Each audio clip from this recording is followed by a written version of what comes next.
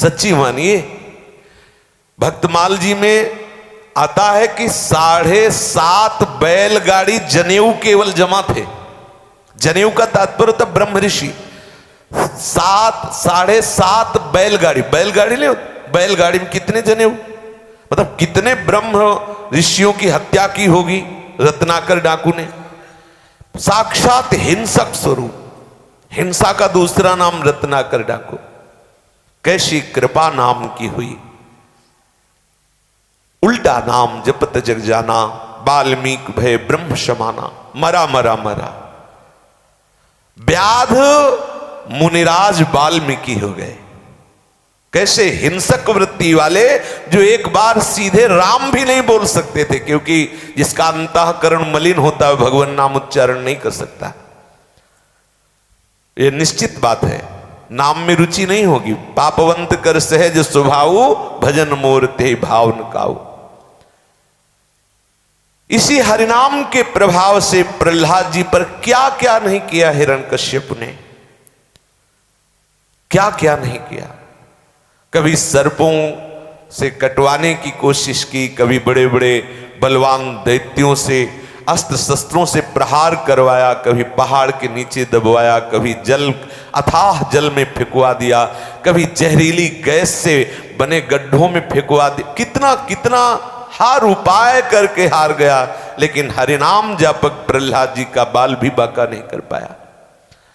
जब भक्तों का स्मरण किया जाता है तो शास्त्रीय सिद्धांत में सबसे पहले प्रहलाद जी का था। प्रहलाद नारद पराशर पुंडरीक व्यास अम्बरीश सुख सौनक भीष्म दाल्भ्यान रुक्मांगदा अर्जुन वशिष्ठ विभीषणादीन पुण्यानि मानि परम भागवतानि स्मरामि। गुरु का बाद में आता है। नारद जी गुरु है, प्रहलाद जी पहले चेले का नाम होता है। प्रहलाद नारद, प्रहलाद जी का पहले आया, आना चाहिए नारद प्रहलाद, लेकिन आया प्रहलाद नारद पराशर पुंडरीक व्यास। गुरुदेव का बाद में स्मरण हुआ। और सही पूछो तो ऐसे आनंद में गुरुदेव भर गए कि गुरुदेव ने ही अपने शिष्य के चरित्र का गान किया। नारद जी ने ध्रुव चरित्र प्रहलाद चरित्र सभाओं में गान किया। हमारे ऐसे प्रेमी महाभागवत शिष्य जो भगवान नाम के प्रताप से ऐसे परम पद में आरूढ़ हुए। तुम ऐसे हरिनाम को छोड़ करके और कोई अन्य आश्रय लेकर अपना कल्याण चाहते हो, जिस हरिनाम के बिना चाहे कोई कितना भी बड़ा मुनि हो, कितना भी बड़ा कोई ज्ञानी हो, कितना भी बड़ा कोई योगी हो, चाहे जितना शास्त्रों का ज्ञान प्राप्ति की पंडिताभिमानी हो, वो कभी परमानंद की प्राप्ति नहीं कर पाएगा।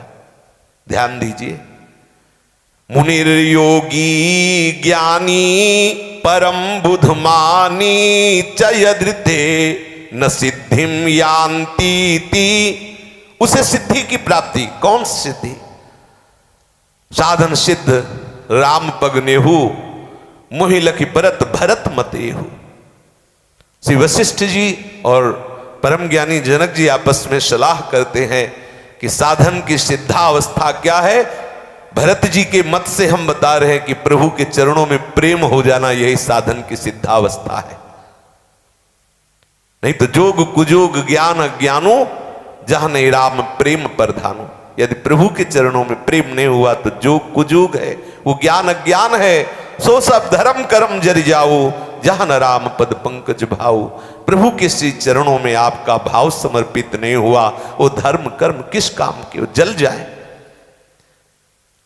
चाहे जितना बड़ा कोई मुनि मननशील हो, शास्त्रों का ज्ञानी हो, चाहे जितना योग आदि, चाहे जितना वो विद्वान पंडिताभिमानी हो, जब तक भगवान नाम का आश्रय नहीं लेगा तब तक वो परम सिद्धि को प्राप्त नहीं हो सकता। अर्थात उसके हृदय में परमानंद की बाढ़ वाली बात नहीं आएगी।